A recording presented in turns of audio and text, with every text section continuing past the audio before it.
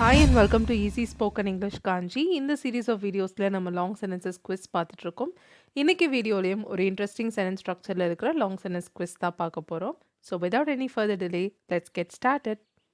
Before we start our quiz, அந்த குவிஸ்க்கு ரிலேட்டடான ஒரு டிவி ஷோ கிளிப்பிங் ஆட் பண்ணியிருக்கேன். அதை பார்த்துட்டு அதே மாதிரி பேட்டர்னில் குவிஸில் இருக்க கொஸ்டின்ஸை ட்ரை பண்ணுங்கள்.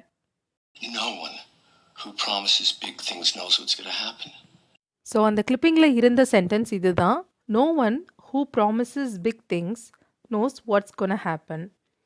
அதாவது பெரிய விஷயங்களை ப்ராமிஸ் பண்ணுற யாருக்கும் என்ன நடக்க போகுதுன்னு தெரியாது. அதுதான் இதோட அர்த்தம். இதே மாதிரி பேட்டர்னில் தான் கொஸ்டின்ஸ் நான் குவிஸ்லேயும் கொடுத்துருக்கேன்.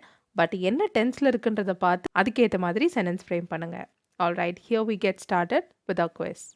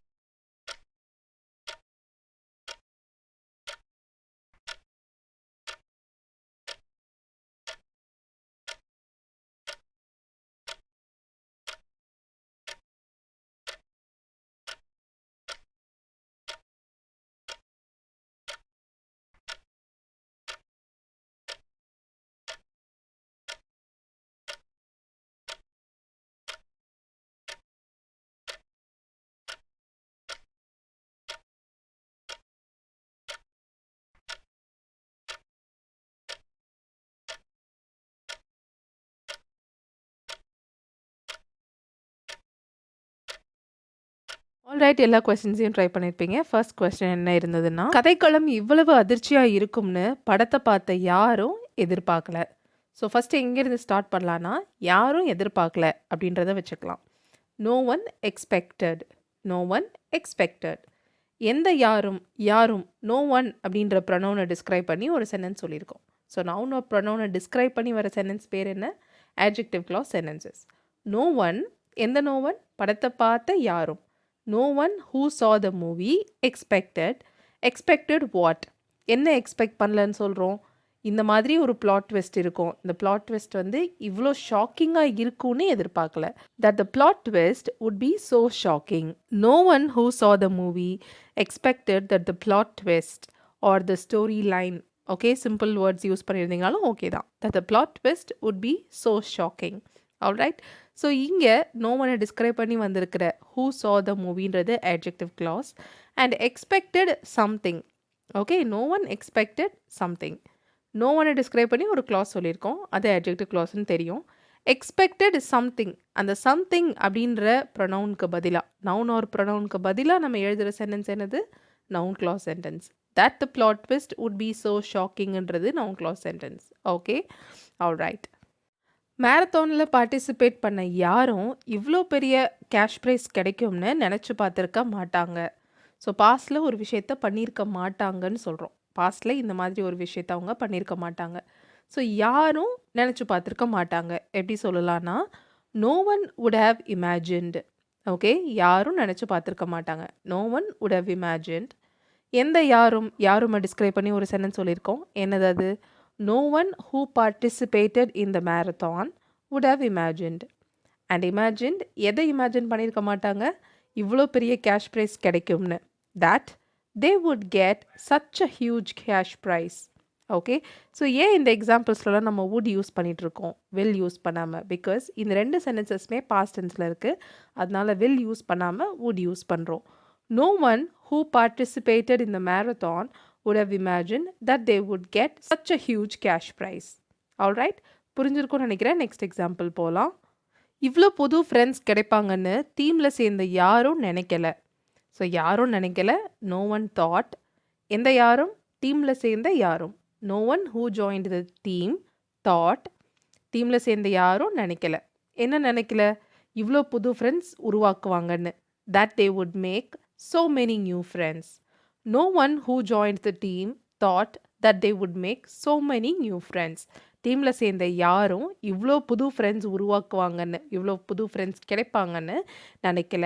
ஓகே. இவ்ளோ புது ஃப்ரெண்ட்ஸ் கிடைப்பாங்கன்னு சொல்லும்போது, தட் தே வுட் கெட் அப்படின்னு கூட சொல்லலாம். That they would get so many new friends. இங்க உருவாக்குவாங்கன்றதுனால, that they would make so many new friends. Okay. Alright. And the next one. இந்த புக்க படிச்சவங்க யாரும் முடிவு இவ்வளோ ஆச்சரியமா இருக்கும்னு நினைக்கல. அதே மாதிரியான சிமிலர் எக்ஸாம்பிள் தான் correct. No one who read the book. புக்கை படிச்ச யாரும் நினைக்கல. தாட் என்ன நினைக்கல? எண்டிங் அதாவது முடிவு இவ்வளவு சர்ப்ரைசிங்கா ஆச்சரியமா இருக்கும்னு நினைக்கல.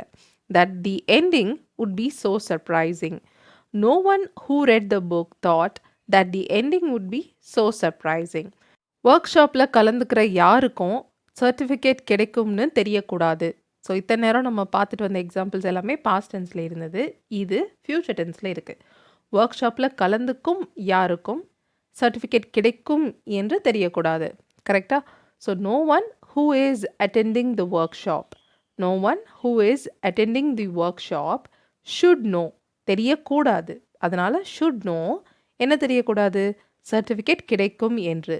That they will receive a certificate. Okay? No one who is attending the workshop should know that they will receive a certificate. Okay? So எல்லா சென்டென்சஸ்லையுமே clauses explanation சேம் தான். no one describe பண்ணி ஒரு clause வந்திருக்கு, adjective clause.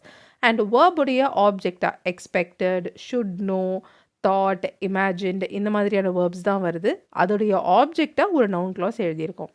Okay? and the next one. Interview இவ்வளவு சேலஞ்சிங்காக இருக்கும்னு வேலைக்கு apply பண்ண யாருக்கும் தெரியாது. ஓகே. யாருக்கும் தெரியாது. No one knew. எந்த யாருக்கும்? No one who applied for the job. வேலைக்கு விண்ணப்பித்த யாருக்கும் தெரியாது. No one who applied for the job knew. என்ன தெரியாது? இன்டர்வியூ இவ்வளவு சவாலாக இருக்கும்னு.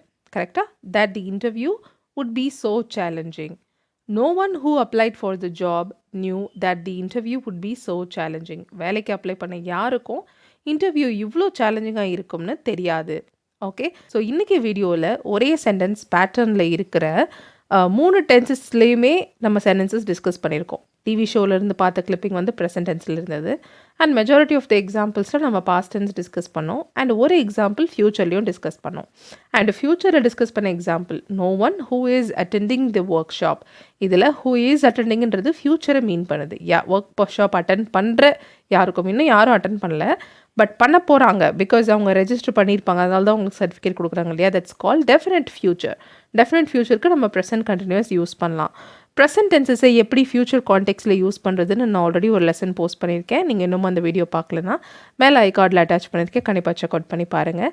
And that's all to do with today's video. இந்த வீடியோ உங்களுக்கு பிடிச்சிருக்கும்னு நினைக்கிறேன். சென்டென்ஸ் ஸ்ட்ரக்சர் அண்ட் எக்ஸாம்பிள்ஸ் இன்ட்ரெஸ்டிங்காக இருந்ததா இல்லையான்னு please let me know in the comments.